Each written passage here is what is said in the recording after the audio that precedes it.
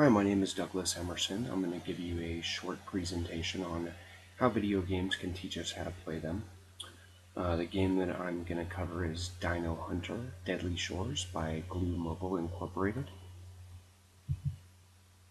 A brief overview of what I'm going to present is an overview of the game and some of its menus, some of the game indicators, and some of the connections to many of James Paul Guy's learning principles. Advanced level playing and some skill building examples that are present in the game, and some closing notes. Dino Hunter is a first-person shooter game by Glue Mobile Incorporated, where the shooter is a dinosaur hunter. Here's what the game looks like, going in chronology through some of the initial screen panels. The intro screen contains on the top panel a lightning bolt that is an indicator to how much strength the hunter has that they can complete tasks and challenges with. Next to that, there is an indicator displaying the level that the hunter is currently on. And next to that, over in the upper right-hand corner, is indicators for an amount of money and gold coins that the hunter has earned in order to upgrade weapons and a couple other associated things. The next screen is a weapons overview. This presentation has easily labeled headings. The main thing to note on this screen is that each of the attributes that are listed down below are all upgradable. They can all be configured per hunt, or at least for established series of hunts. If a player chooses to select the upgrade button, they can upgrade their weapon. This area also contains areas where it will indicate to the hunter the areas that they can hunt with a given weapon. If upgrade is tasked, down below, the player can toggle through various areas that they can select items that they can upgrade on their weapon, and an indicator will be given in green as to what the benefit will offer to the weapon that's displayed. Here, with my background, I can demonstrate my own identity, or Guy's 8th learning principle. I can project my desires onto the game and modify the weapon as I would with my knowledge base and my preferences. The next screen is the map. This gives a large amount of direction on it. It highlights and blinks the area that the hunter is currently located in.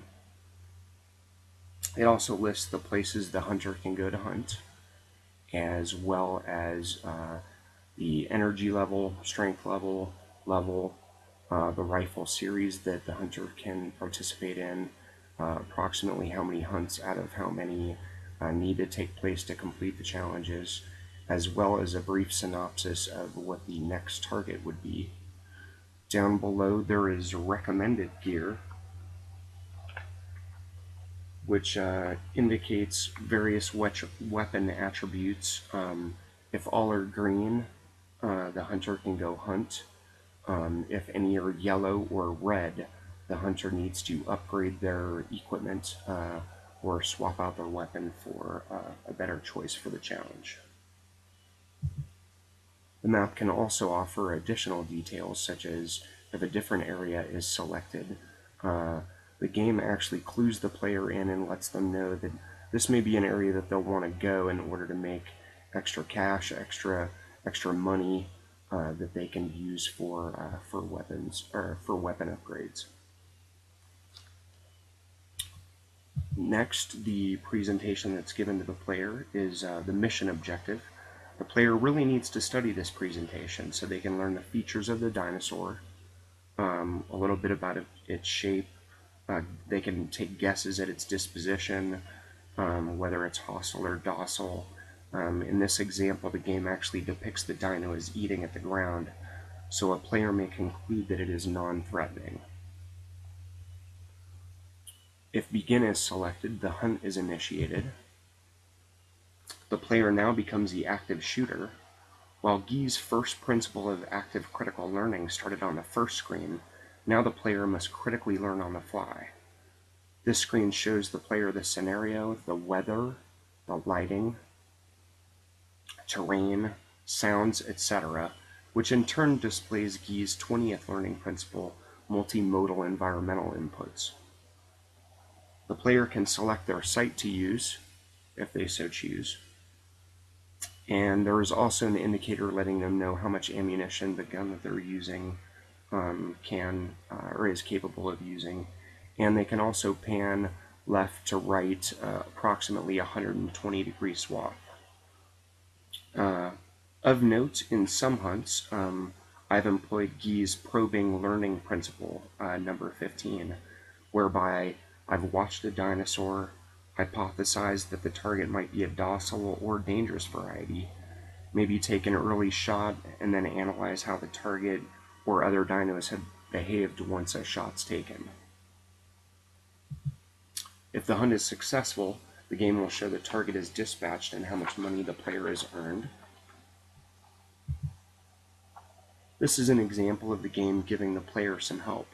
In red, the game actually gives the player an identifying label to let them know where they can place a shot for optimal shot placement on difficult or dangerous prey. This is actually a three-dimensional slow-motion video upon the last bullet being fired at a target. It actually switches to slow motion and shows a vapor trail off the projectile. This teaches the hunter that they have completed the last shot of the challenge, and therefore they can move on to subsequent hunts. Successful hunt and objective achieved. Guy's achievement principle can be displayed here with audible indications of money being added up, music giving audible sounds, letting you know that you've done a good job, climactic music plays, etc. The game can also offer you benefits when a job is well done, such as areas that can be unlocked for future hunts, weapons discounts, etc. This view depicts most significantly the large red exclamation mark. This indicates to the player that either their time is running out to complete a mission or they are in grave danger. It's accompanied by an alarming sound that alerts the player to impending danger. Mistakes aren't errors, but learning and improvement opportunities. Sometimes the game offers assistance or additional resources that the player can choose to employ. Decoys, for example, may be used to save past kills and apply them to future hunts.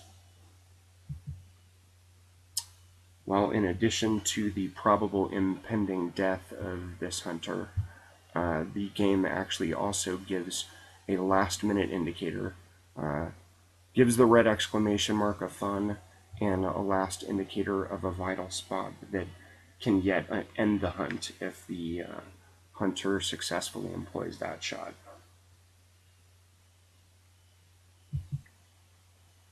If or when the player doesn't succeed on 2 or more successive missions, the game will instill in advice reinforcing what the player has learned earlier and reminding the player that they need to make better shots. For advanced players reaching advanced levels, the game can sometimes offer a weapon choice where there's a recommended path and there's a challenging path, whereby the game recommended solution may be an easier route for the hunter to go, and the more challenging might be attainable for the hunter, however they must have sufficient skill. Scenarios can also morph on a hunter in later stages where multiple targets, and thus types of dinosaur personalities and dispositions that they needed to learn earlier in play may be at work. This scene depicts the target is over here off to the right, however there are some obscuring dinosaurs that may also be in the way of the player.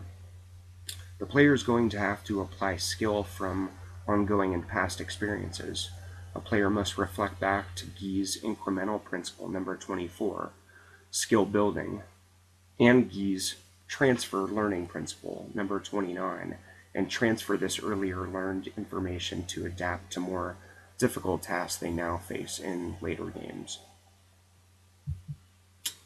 Some closing notes that I have are a note on cultural models and Guy's 30-second principle.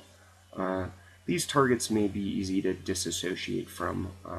Some players who may not like hunting or who wouldn't play a game such as Deer Hunter 2014 may not have a problem with hunting dinosaurs.